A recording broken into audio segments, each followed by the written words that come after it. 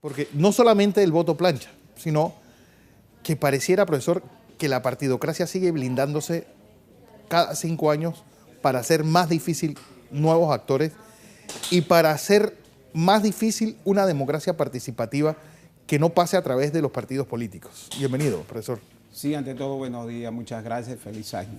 Efectivamente, en primera instancia debemos dejar claro que el Movimiento Independiente de Refundación Nacional, MIRE, forma parte del Foro Ciudadano Pro Reformas Electorales.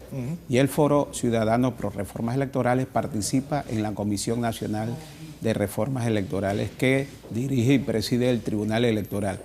Esa comisión está integrada además por los partidos políticos. Actualmente son 5 partidos legalmente constituidos. Cada partido tiene un voto. El Foro Ciudadano, en cambio, tiene 4 votos. Y son un montón de organizaciones también. Sí, pero independientemente de eso, el foro está representado por 4 sectores. Así es que a la hora de votar, claro, la votación... el partido político siempre va a prevalecer. Ejemplo de... Y hay voto colegiado. Los partidos políticos siempre votan unidos. Dependiendo. Sí. Pero cuando hay intereses en común, se unen.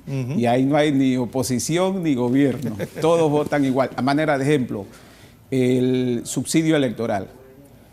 El Foro Ciudadano consideró que 99 millones de dólares para la campaña electoral, para los partidos políticos, era demasiada alta esa cifra en un país donde hay tanta miseria, donde hay hambre, donde hay pobreza, donde las escuelas están en situaciones caóticas. Y por eso propuso el 0.5, es decir, la mitad. Sin embargo, se impuso la aplanadora de la partidocracia, y eso es bueno que la ciudadanía lo conozca. 100 millones de dólares. Alrededor de 100 millones de dólares. Entonces, demuestra que los intereses de los partidos no son los intereses de la sociedad. Profesor, una medida de apertura, una medida que tal vez implique esté tan abierto y qué tan democrático es un país, es el costo del voto. El costo del voto, por ejemplo, en los países escandinavos no llega ni al medio dólar. Mientras que uno ve hacia el sur, Paraguay, por ejemplo, o México, donde 67 dólares cuesta cada voto. Bueno, y aquí en Panamá con esa cifra usted me está hablando de una cantidad también importante. Mire, si las elecciones del 2014 fueron extremadamente costosas, el clientelismo y sobre todo dinero proveniente del contribuyente, del ciudadano, fue despilfarrado, ¿qué va a suceder con 99 millones de dólares? Pero fíjense que las elecciones del 2014 nos dejó una tremenda lección, sí, que es el mensaje profundo que nosotros como MIRE le damos a la sociedad. El ganador de los 2 grandes debates transmitidos a nivel nacional fue el profesor Jované. Sí. ¿Cuánto le correspondió a cada partido del subsidio electoral? 4.5 millones de dólares. Al profesor Jované le dieron 50 centavos por cada firma, es decir, 10.000 dólares. Y el profesor sacó más de 10.000 votos. Eso significa, ¿verdad?, que no necesariamente la gente tiene que votar por los candidatos que más dinero despilfarran. La gente hoy tiene que aprender a votar por los candidatos o candidatas y por las propuestas que representen los intereses del pueblo. ¿Cuánto va a quedar la cantidad de personas necesarias para inscribir un partido político? Bueno, esa es otra de las medidas que la partidocracia... Porque se hablaba incluso de reducirlo a la mitad.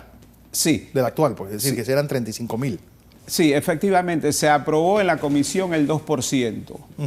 El 2% viene siendo alrededor de 37.000 adherentes. Pero fíjese que en otros países ni siquiera llega al 1%. Sí, con 5.000 firmas ya uno lo puede hacer partido político. En Costa Rica, que tiene más electores que Panamá, basta con 3.000 adherentes. Y 2, no se necesitan libros estacionarios.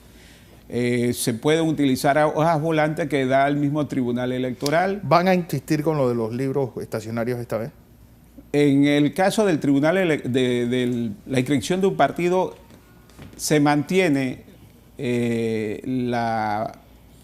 la idea de que efectivamente solamente a través de libros estacionarios. ¿Pero qué significa libro estacionario? Significa que el que quiere inscribir un partido tiene la obligación de ir a buscar al funcionario, al tribunal electoral, transportarlo y crearle las condiciones para que el funcionario se sienta muy bien de salud y físicamente, mentalmente, psicológicamente, porque esa persona es la que le dice a usted si su cédula sirve o no sirve, si usted tiene o no tiene aliento a alcohol, y etcétera, etcétera. Al final del día usted ha invertido 50, 60 dólares en un libro estacionario y solamente obtiene 2 o 3 firmas porque queda a criterio del funcionario.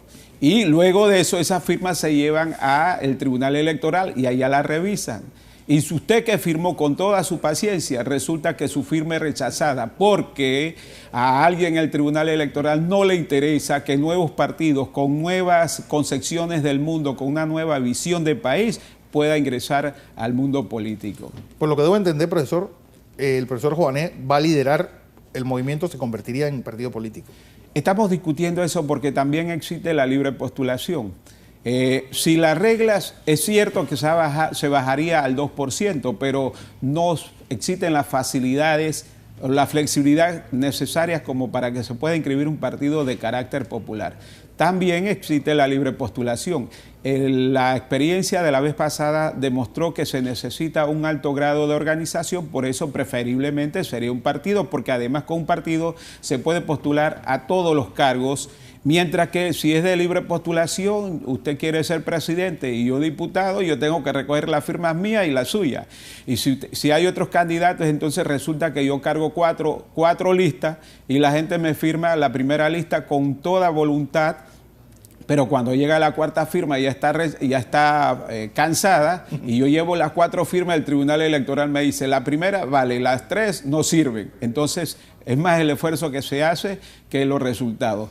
Profesor, el ejemplo de Podemos en España, el ejemplo de Syriza en Grecia, es decir, partidos que vienen casi de la marginalidad con una concepción izquierdista, exactamente un discurso anti, en España le llamaron anticasta, un poco lo que ustedes están haciendo. ¿Por qué no ha calado tan profundamente el movimiento, miren, como lo ha calado, por ejemplo, estos grupos en países, bueno, con visiones culturales muy parecidas a las nuestras? Claro, en ambos casos, estamos hablando de Europa, en ambos casos existe la participación de partidos de diversas corrientes ideológicas, a tal grado que el Partido Comunista en Grecia, el Partido Comunista en España o Izquierda Unida ha existido y han tenido representación parlamentaria. En el caso nuestro, todos los partidos existentes son del mismo corte neoliberal. ¿Por qué? Porque los partidos, la partidocracia ha impedido la participación de otros sectores. 2, el tema del clientelismo. Acabamos de hablar de las millonadas que fueron despilfarradas en las últimas elecciones. Pero entonces, ya el elector no tiene conciencia de eso. Bueno, efectivamente. De eso esa madurez política no ha llegado al elector panameño. Todavía no. Sí hay un despertar, hacemos la observación y nosotros estamos recorriendo el país. Y por ejemplo, crear un gran frente popular. Bueno, ustedes busquen aliados con Frenadeso. Incluso me dijeron que hay un grupo de nostálgicos del Partido del Pueblo que están tratando de reinscribir el partido. Bueno, desconozco, esa información es primicia para mí, porque entendemos que el Partido del Pueblo forma parte del MIREN. Pero sí entendemos la necesidad de hablar con toda la fuerza y no descartamos en ningún momento hablar con Frenadeso.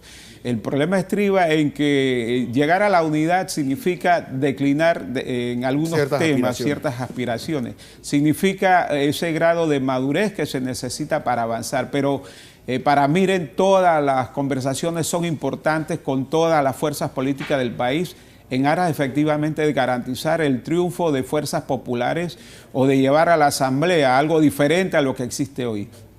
También queremos recordar efectivamente que en el caso de la libre postulación se aumenta la cantidad de adherentes. ¿Es necesaria más firmas? Más firmas, el 2%. Entonces, cuando usted va a ver, en lugar de favorecer la participación ciudadana, lo que se hace es cerrar las posibilidades para que más candidatos puedan participar. Y esa persona que firma no puede estar inscrita en partido político. En esta ocasión sí se le permitiría. Sí se le va a permitir. Pero fíjese además la experiencia de la vez anterior. Solamente se permiten 3 candidatos de libre postulación. Es decir, si hay 10 partidos pueden haber 10 candidatos. Claro. Pero si hay libre postulación solamente 3 candidatos, aunque 10 hayan llegado a completar las firmas que se necesitan. De tal manera que estamos haciendo un llamado a todas las fuerzas populares, al movimiento popular, para un encuentro que estamos promoviendo. Todavía estamos en ese tipo de conversaciones para que el movimiento popular se ponga de acuerdo y le lleve al Tribunal Electoral o a la Asamblea en su debido momento propuestas desde la perspectiva del movimiento popular. Profesor, la constituyente, que parece ser que otro gobierno más que la promete y otro gobierno más que eso quedará en veremos. Bueno, yo creo que este fue el primer gobierno que la propuso. En campaña uno dice lo que uno quiere que el elector escuche para que vote por mí. Pero los gobiernos que hemos tenido y este gobierno no están interesados en una asamblea constituyente, aunque fuese paralela. El señor Varela lo prometió, incluso designó al ministro de al ministro de Gobierno, Milton Enrique, como el responsable de esa área. Llegó el momento, prometieron que iba a ser en julio del año pasado y sin embargo nada sucedió. Por una razón sencilla, ellos históricamente han estado en el poder y nunca han dejado de estar en el poder. Es decir, ¿se les pasó el tiempo para convocar una constituyente al gobierno? Bueno, para convocar una constituyente nunca se ha pasado el momento. En cualquier momento se puede convocar a una constituyente. Lo que el gobierno no ha entendido es que no es el gobierno el que debe decidir si una constituyente va o no va. Es el pueblo panameño. A manera de ejemplo, ¿qué sucedió ayer en la famosa Corte Suprema de Justicia? Usted juramenta a 2 magistrados en la mañana, en la tarde uno de ellos propone a un magistrado que está altamente cuestionado por la sociedad y los 2 nuevos magistrados votan por ese candidato. Son 5 votos de 9. Si ellos 2 no hubiesen votado por él, hubiese tenido 3 votos. Pero el problema consiste en que por constitución, ese es el mecanismo que se utiliza, designar el Ejecutivo a la Asamblea. Ese mecanismo no funciona. El sistema electoral panameño ya colapsó, ya no sirve, ya no funciona para este país. Y los gobernantes no se han dado cuenta que en ambos casos la constituyente es la solución en parte a los problemas de la crisis que vive el país. No se creen en las instituciones, no se creen en las autoridades. Los partidos están altamente descalificados, están altamente cuestionados y desprestigiados. ¿Hacia dónde vamos? Solamente la sociedad panameña, poniéndose de acuerdo, es la que tiene la decisión de construir el país que todos necesitamos. Así es, profesor. Gracias por acompañarme, el profesor Raúl González.